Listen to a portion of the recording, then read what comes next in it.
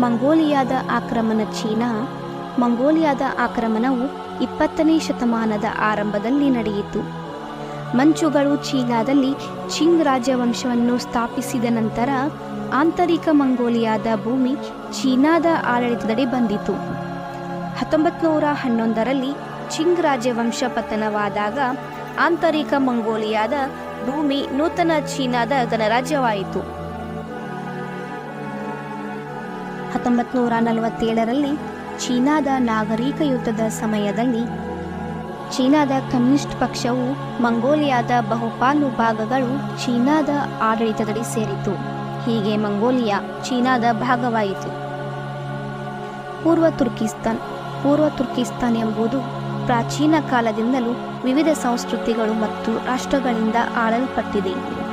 ಈಗ ಇದು ಚೀನಾದ ಶಿನ್ಜಿ